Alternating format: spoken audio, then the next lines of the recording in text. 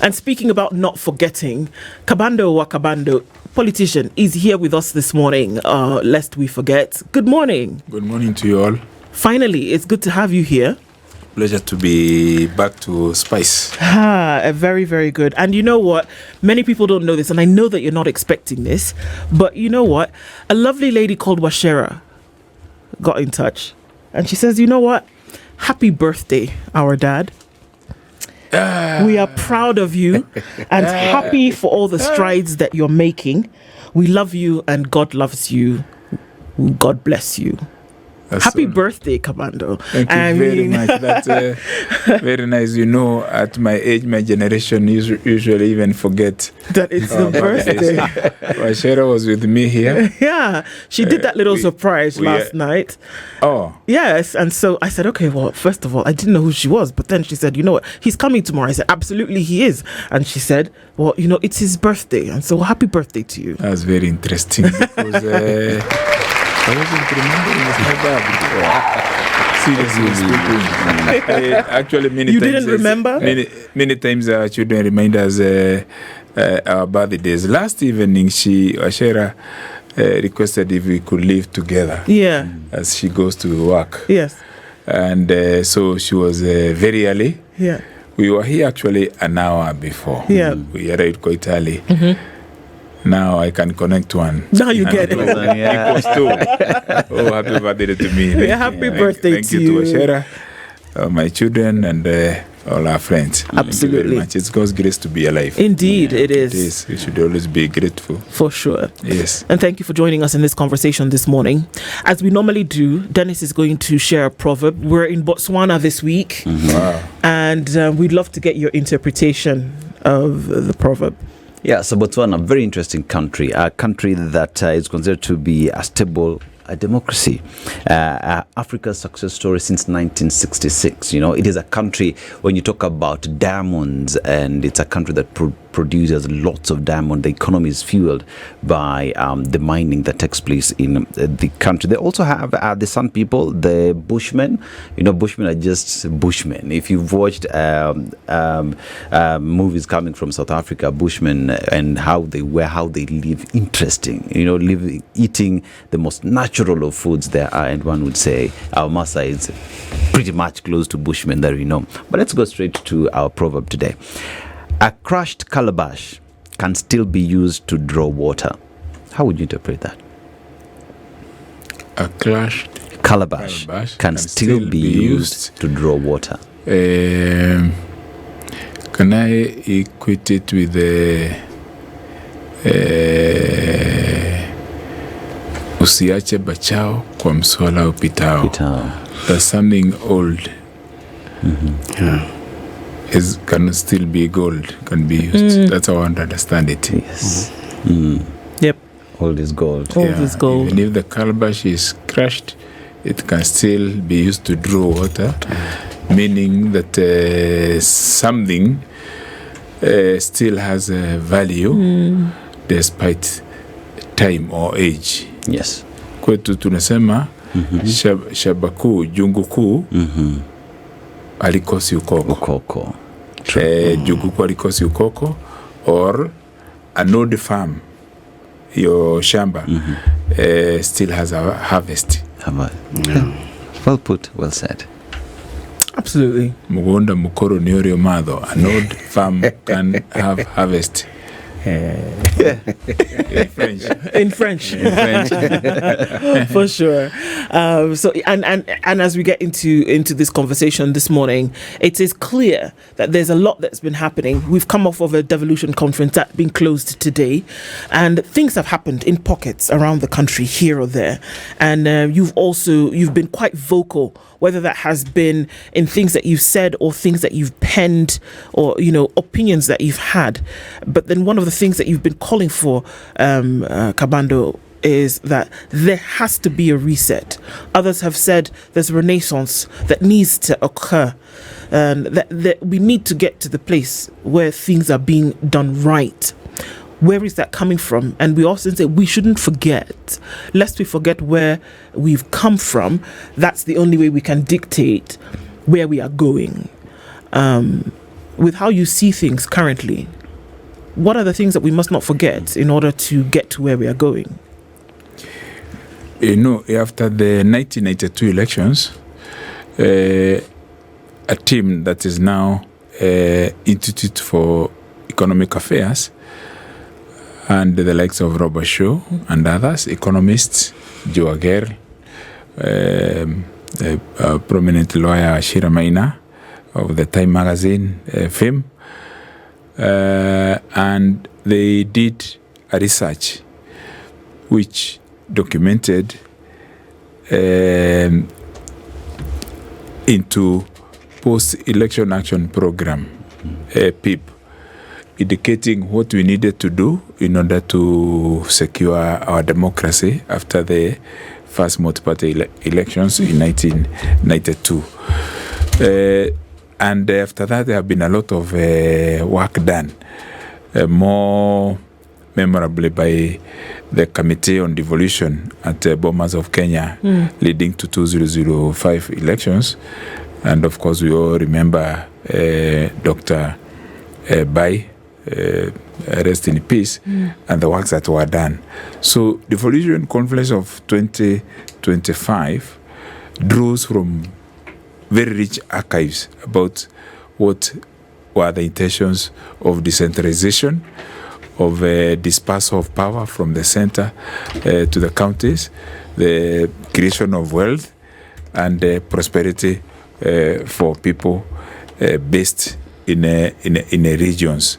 And therefore, looking at what is happening today, there are of course some misses, and there are some scores. There are many instances. Like if you go to Makueni, I saw in Homa Bay, there was an exhibition of the Makueni juice, which they're exporting. You have the story of Makueni milk, and even the hospitals, which speaks about the success of devolution as exemplified during the reign of Professor Kivutha Kibwana as a pioneer governor of Makueni.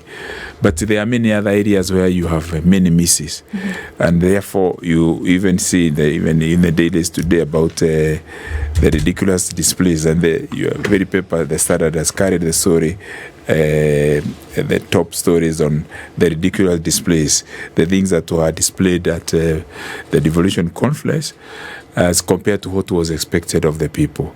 So we celebrate that dispensation and the dispersal of power and the achievements that have been recorded, but at the same time, we also know that we may have dispersed corruption to the counties. Many governors have issues. If you look, governors who have exited office, a lot of them work with the status quo, with the government, not for reasons of political ideology or alliances, but because they want to be protected against cases. But almost a majority of them have cases with the investigative authorities. Yeah. So that now speaks to the story of betrayal of devolution by those who took stewardship and did not embed the spirit of devolution in the leadership that they practice. So there are misses and there are scores, but Kenya moves forward. Kabando, if you look at the place where we are as a country, you look at a country that has immense potential. You look at a situation where you look at the constitution and what it gave to Kenyans, the Bill of Rights, respect of human rights, and what is being done, the transformation of police from a police force to service. But you look at how these institutions are working today, and one asks, at what point did we just lose it? Why are we forgetting where we're from and what we try to achieve using the new constitution? And one would argue it is the political class that is weaponizing the police. But then again, where does the independence of the police go? Have they allowed themselves to be weaponized by the executive? Yes, and if you look from 2013, because we need to give credit where it is due and also critique objectively. Many of us looking critically into the transformation from the one party, and after that, from the old constitution, you see leadership factor as very important in the institution, the performance of the institutions created by the constitution. So 2013, let's agree, we missed. As Kibaki exited the scene, we got our team, and we are all responsible for it. Those who partook of it into the Ruto team, and then the implementation of the constitution, the new dawn, happened in the regime of 2013 onward. I know many individuals who qualified for positions. And even as we are pro-establishment then, and we were in parliament then, we could see good individuals missing leadership of the National Police Service as Inspector General. We know the person who took over in 2013, 2014, or 20 from 2012 there, as we are implementing the police service, the constitutional commissions, the agencies to work, and oversight, including the Independent Police Oversight Authority. There was a lot of political arrangements because you had the issues of ICC. It's like there was a need to have the people who could comply, work with the president and the deputy president. And we ended up having incompetent people being installed, and very good people. Like I know a person who missed it to be Inspector General Police, but just because he came from Luo Nyanza, specifically from Siaya, and was, maliciously suspected to be close to Raila Odinga, he missed the position, and everybody around agreed that he was the man who could engineer the reform within the police service. So that, and then you remember even 2014, the security laws. We're in Parliament. You remember that day when the current governor of Homa Bay, the host of the Devolution conference, threw a bottle of water, splash water, on the deputy speaker, Speaker Laboso, Joyce, then in Parliament. You remember even the current speaker of the National Assembly today being in the public gallery, and members of Parliament riding to the gallery and even tearing the trousers of Commissioner of Parliament today, the Parliamentary Service Commission member today, Johnston Mudhama. His clothes were torn inside the Parliament. So I'm giving those examples to say, lest we forget, it's about the leadership. When Kibaki came with the free primary education, there was no law that was changed. No. It was just the personality and the vision, and we came from -4, that is negative minus, negative 4% growth, to even with the quarrels in the Grand Coalition government and the TASOS to 7%. So it's about leadership. So today, without malice and prejudice, if the people around you, when Kenya was taking over, when we are donating food, I think to South Korea, and being at the same time, at the same level with Singapore and Malaysia, if you look at the inaugural cabinet, it's called the Kenyatta cabinet, even the challenge of infant nationhood, just after independence, you see a lot of mature nationalists who are members of the cabinet, highly educated that time, and respected individuals from their own communities. So there was a coalition. Even as people said there was a domination by a certain area, even in that area, if you talked about Joroge Mugai, Stanford, a medical doctor, you talk about James Gishoro, pioneer mathematics teacher with the Carrie Francis Alliance, or you talk about Bio Koinange, the first Kenyan to get a master's degree, or Dr. Konyo Kiano, the first person to get a PhD. Even as you look at the maybe ethnic or regional competitions, you saw quality and respectability. That is acutely absent today. The people carrying power today are barely able to write their names. That's the leadership issue from what you're saying. It's a leadership issue. And so is it fair, maybe, I don't know if fair is the right word, but is it fair then to put everything at the footsteps, at the feet of leadership today that we see that unfortunately is not going right? Leadership was at the Devolution conference. Leadership said, you know what, this bribery that we see happening in Parliament, some of the same scenarios, Kabando, that you're talking about today, have said this bribery of heads of committees towards cabinet secretaries must stop. We know that it's going on. Let it cease from today. We heard leadership say yesterday that stop summoning governors to Senate committees, except for the PIC and the PAC, stop summoning them there.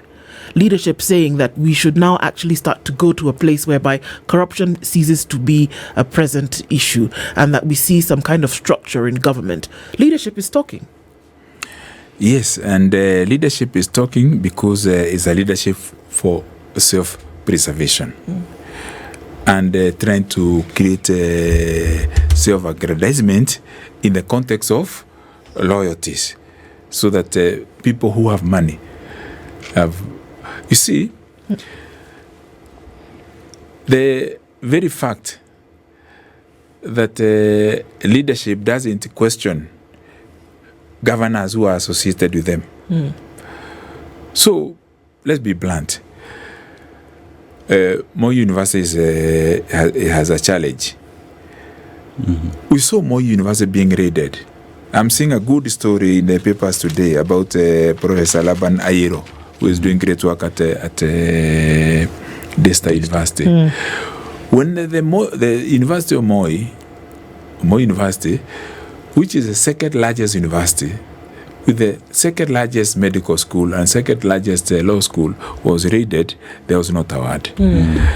When the labor scandal happened, not once, not twice, not thrice, in Eldoret, the leadership, you did not hear any comment. When the scholarship scandal happened, not once, now I think it's on the fourth time, nothing happened. So the scholarship for students to go abroad. To go abroad. All right. Okay? And as a governor then was implicated. He is now the senator today. Yes. He's supposed to oversight that. And the case seems to be going to a lull. Now, when you hear the premier of opposition ranks saying that governors don't need to be questioned, you need to interrogate further. Even as we oversight the national government, are we able to oversight our own? Within our parties, do we question the people we have installed to be in charge of the counties? So what is happening now? Two contradictions.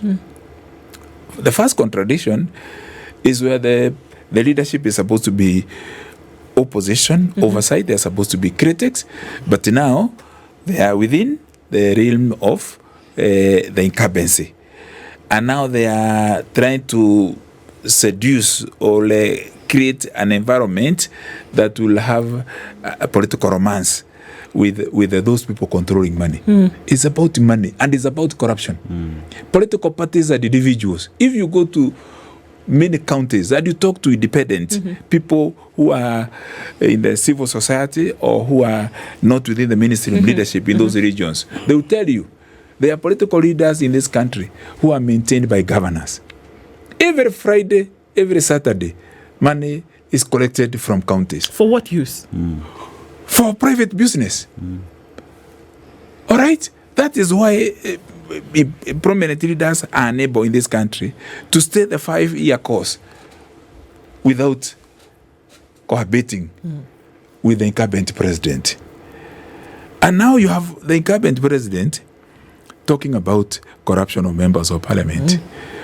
We have people sitting in cabinet, in the council of economic advisors of the president, in parliamentary leadership, who have admitted publicly about them receiving money from the system in order to perpetrate certain motions within the legislature to forestall either oversight or a probe on a particular matter. Sorry, because people will always think, and those accusations always come because people are entitled to their defenses, that we are unfair to the incumbent president. But personally, it is a hit of hypocrisy for Ruto to talk about corruption, to accuse MPs. We all know even the impeachment, and I'm not saying this because of any political favor. During the impeachment of the second deputy president, senators admitted publicly. Even one of the best senators Kenya has. Yeah, of course we have Chris Wasige, but we have Okiya Omtata too. Okiya Omtata has said how he was given 10 million by the presidency in order to vote this way. We have members of parliament who have admitted being given $500,000. I can tell you I was at least in the parliament for 5 years with William Ruto. When William Ruto was there was a motion of no confidence against William Ruto. I think it was 09. By one, Senator Boni Kalwale. He was a member of parliament and the chairman of Public Accounts Committee. Ruto tried to bribe me.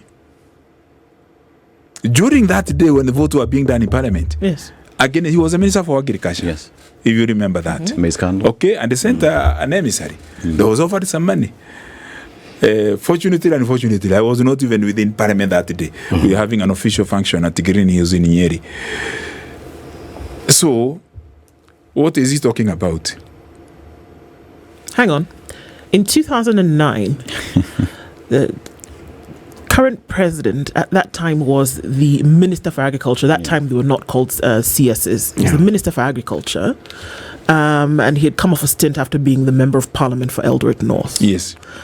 What you're saying is that this very thing that he mentioned on Wednesday, when he said it has come to his attention, as though it were a novel idea, it had come to his attention that members of parliament or heads of committees essentially were extorting cabinet secretaries for a particular decision of a committee to go in a certain way, which he frowned upon and vehemently said that this must stop. How do we do development on this side? And then you people are here where you should actually be pro-development and pro-lawmaking, asking for this kind of money.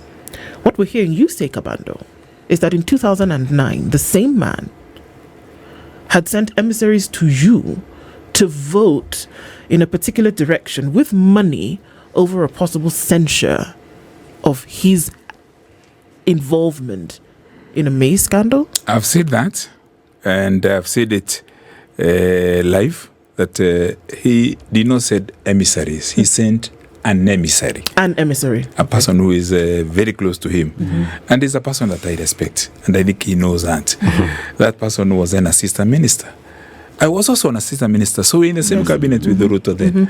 Okay? And I'm saying this in the context of what he's saying today. Yes. So I was directly asked, he was given the phone. They said, tufanya nini? And I, so that I rushed back from my outpost tour of duty to come and vote in parliament. It is a fact. I can also now, today, on my birthday, that I've been reminded by my daughter, Washera, the young lawyer. So, in 2015,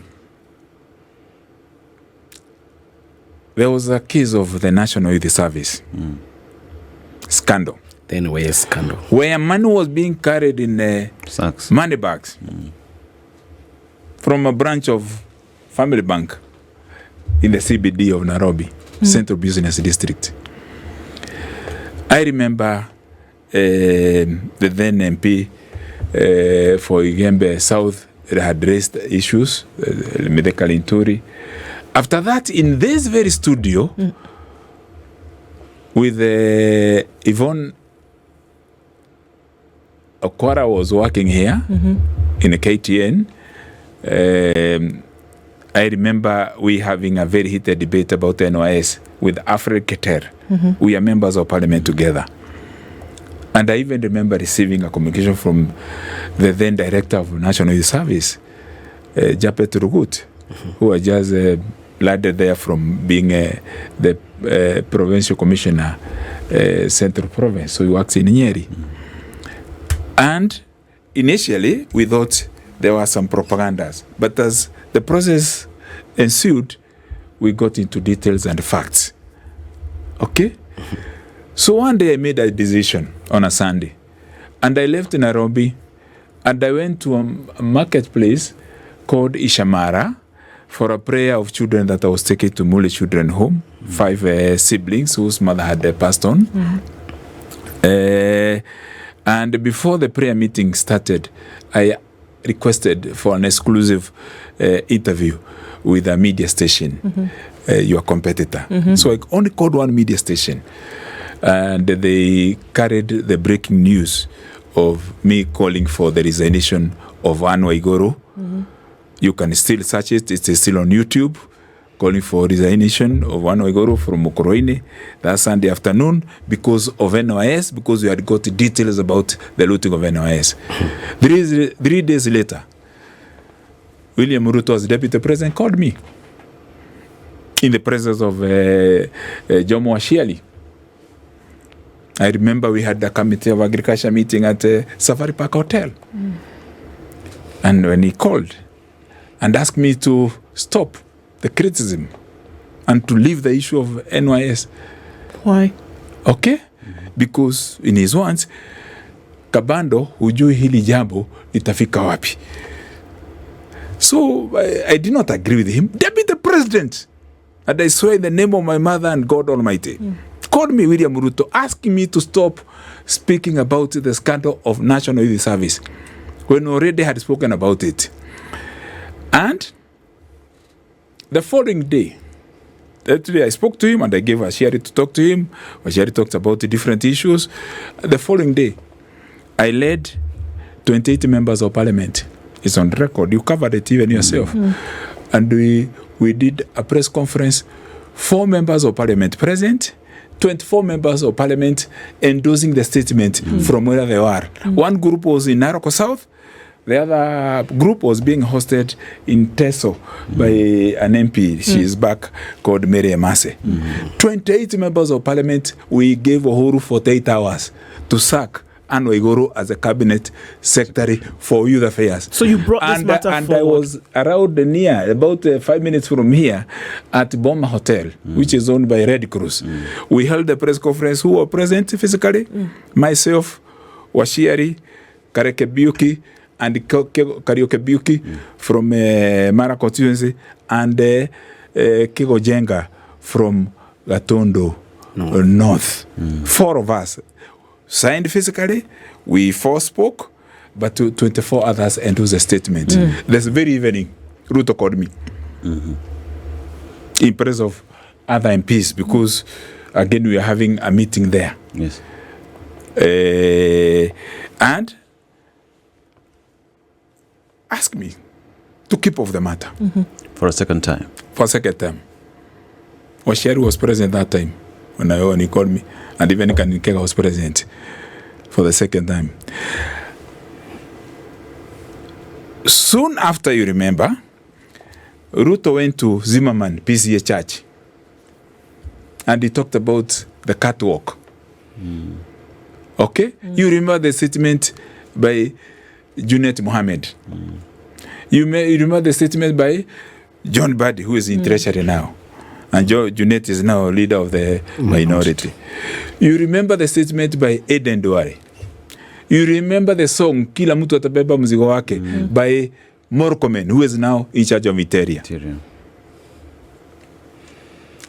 And Ruto talks about catwalk and the money being by car. And he said the deputy president, a consumer of raw intelligence, said that the money was stolen in church in Zimmerman.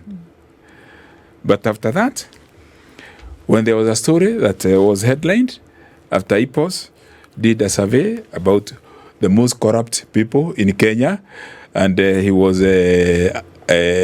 among the top 2, whatever, things changed, and a meeting was held in his official residence and the political alliance were built. So I've given these instances. We sometimes don't even talk about these issues. These are the matters I've given you. Yeah. For instance, the one of giving Uhuru Kenyatta 48 hours to sack his cabinet secretary. And we pushed until she was sacked. Okay? And then they requested to be given light duties. And of course, the rest is history. You know. But Mheshimiwa, one may wonder, why did you not, at that particular time, expose the former deputy president and now the president? Why speak now? Why didn't you expose those incidences then? You see, even now there are many incidences that we don't talk about. We talk about the issue. Yes. You talk about the issue. That time, the issue we are talking about was the issue of National Youth Service and those implicated. Okay? So if you mix issues, people will focus on the personality and not the issue. Today, I mentioned this because it's in context. Because Ruto is talking about MPs are demanding bribes. I've given incidences and I've given the facts that you can trace. There are things that are not, you cannot contest them because they are spoken. They are on YouTube. They are on print media. They are voiced in the media. So, in the context of the President of the Republic of Kenya, the 5th, Dr. William Ruto, is accusing legislators, the Senate and the National Assembly, of being bribe takers. But he is a chief bribe giver. All right? And in any case, some of these issues relating to President Ruto are not all of them are not motivated by personal prejudice. Isn't he pushing for the sale of pipeline, Kenya Pipeline Corporation? The privatization. Who has that privatization of it? Yeah. Okay, the sale. Privatization is sale. It's the sale of Kenya Pipeline Corporation. Who has more cases of corruption at Kenya Pipeline Corporation than Ruto? How so? What are you talking about in terms of cases at KPC? He has had cases of corruption. Actually, Standard has covered more of those cases than the nation, of course, the mainstream media. Him in court for being paid for services he did not render at Kenya Pipeline Corporation. Number two, for also being taken to court for grabbing of land belonging to Kenya Pipeline Corporation. So, Kabando, we've covered an array of issues. So we've talked about the position of security in the country and how we missed it 2013. We've talked about corruption and how those calling for the end of corruption are the ones who are deeply involved on matters corruption.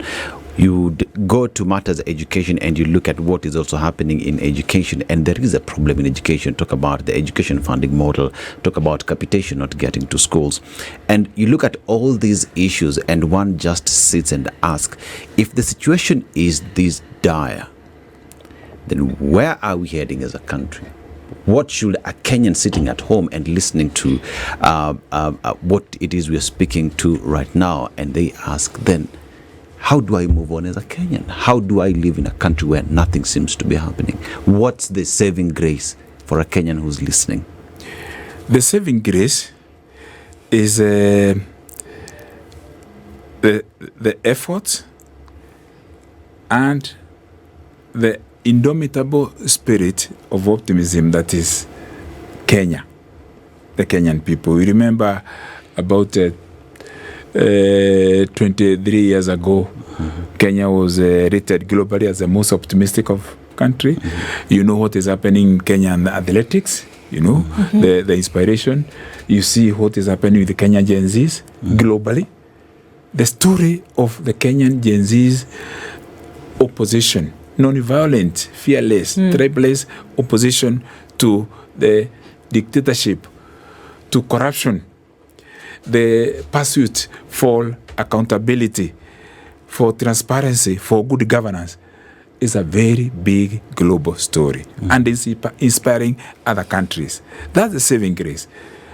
And as my friend Governor Muranga said 2 days ago, while speaking from Homa Bay, will be mistaken with politicians.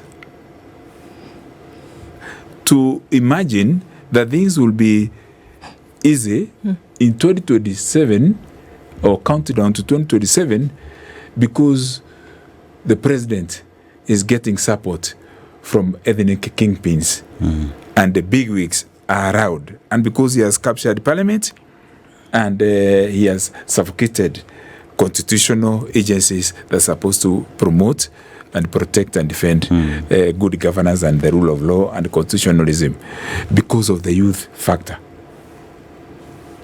We speak to young people, they speak to us, we meet them, we read about what they write. There is an unspoken power that is prevailing in Kenya that will bring a shock. Listen to what Ruto is trying to say. Listen to what Raila is saying. Listen to Kalonzo. I've just mentioned those. Even listen to what the former Deputy President Rigathi is saying. Really, will you hear any complete a speech without mentioning Gen Zs?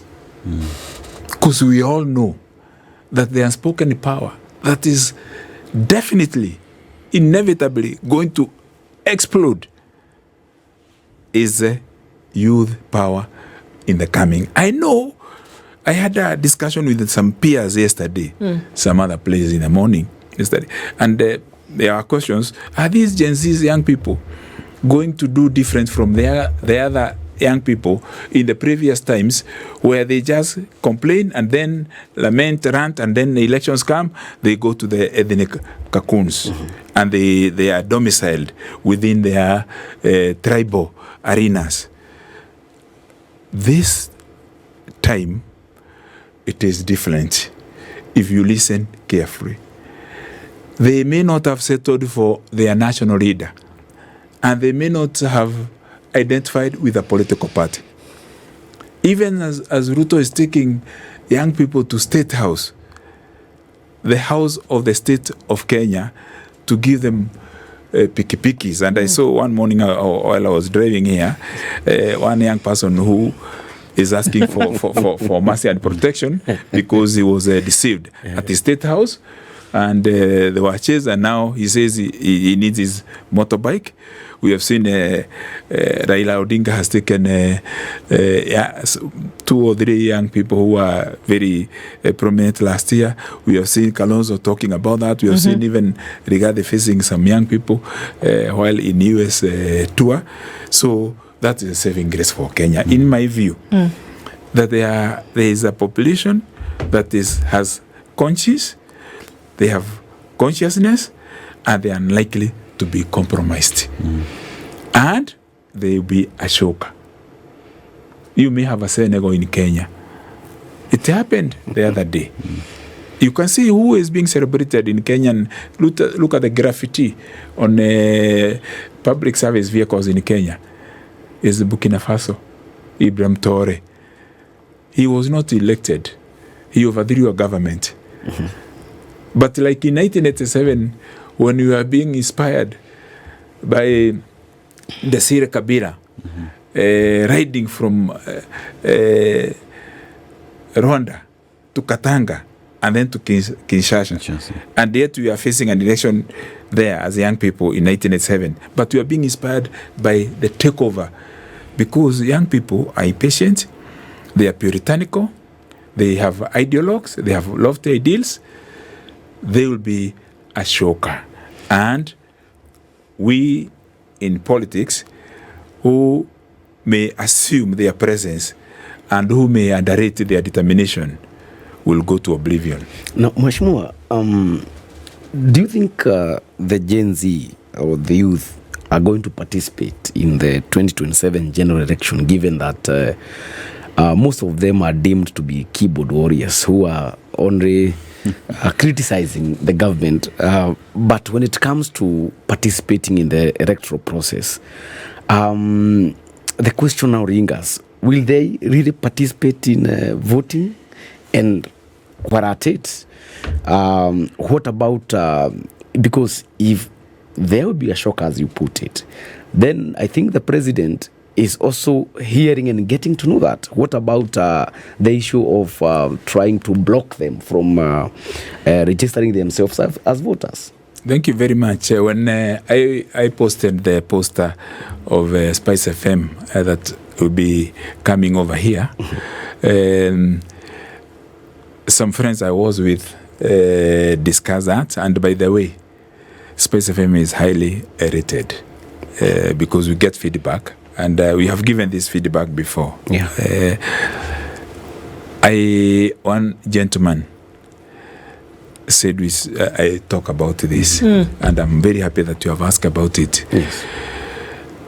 In the past, there is evidence that the youth have voted. That they even have voted for their own. It is clear they are very determined to register as voters now. In fact, unlike before when we had youth apathy, in 2022, nearly 8 million voters did not turn out. Out of the 8 million, about 90% were young people. One Saturday afternoon, we sat with the girl you saw escorting me here, with her peers. And we had a difficulty, myself and 3 other friends. We had a difficulty in the round table with these early millennials and Gen Zs.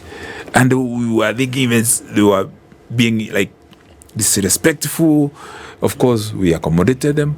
And one of the friends, a retired media practitioner, stepped forward to moderate. It was in my home. And said, let's listen to them. We were like, now you people are not agreeing what you are saying. Yes. We had not a debate, almost like a session with our own children. It came to pass what they were saying.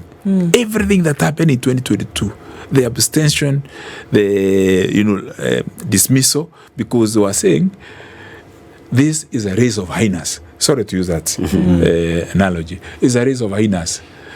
One will eat you from the foot, the other will eat you from the head. There's no stake for us here.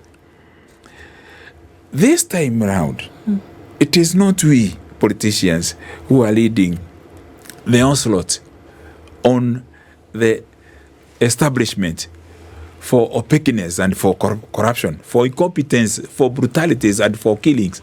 It is young people. Be warned that when you find young people ready to die for their country, history has shown that they always surmount, they always dominate, and they triumph. Look everywhere. Whether you talk about the Declaration for Independence from Pennsylvania in America, whether you talk about the Mau Mau War in Kenya, whether you are talking about the Young Nyerere in Tanzania, or the Omukuto Wesinzwe in South Africa of Nelson Mandela, Walter Sisulu, Oliver Tambo, Thabo Mbeki. Let me tell you, what is happening is not being directed by any political party.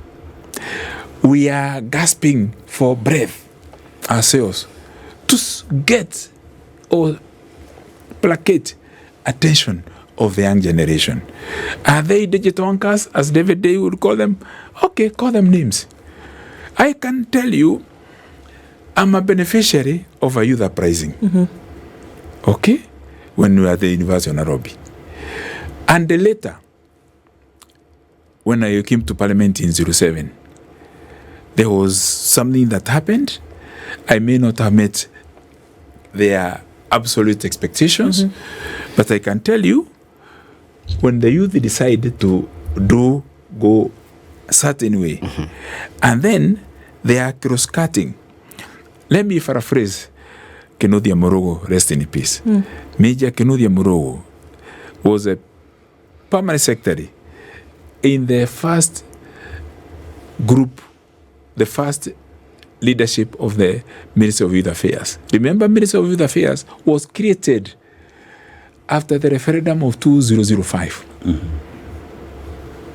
We had a small group that I saw with my eyes that presented a paper to Kibaki with 11 points. And point number 7 was about creating Ministry of Youth Affairs. He may not have implemented anything else, but he created, with the pioneer minister being Mohamed Kuti, and the current Comptroller of State House, Katole Metito, being the assistant minister, Kenodia Murogo from the National Youth Service, the Starehian, became the permanent secretary. 2 years later, we are going to 2007 elections. The ministry requested to have a sitting with the members of the 9th Parliament on the youth question.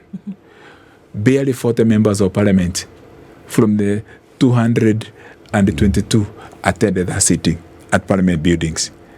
The paper that Major Kenodia Murogo presented had a youth Marshall Plan and the quick interventions that were necessary in order to prevent the youth uprising.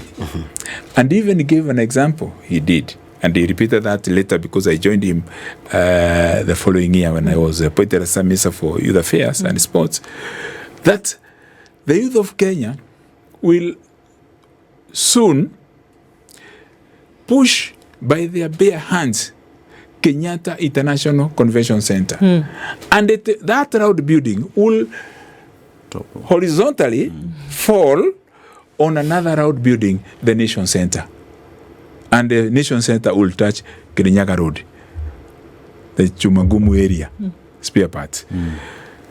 You know, in that election, you know what happened?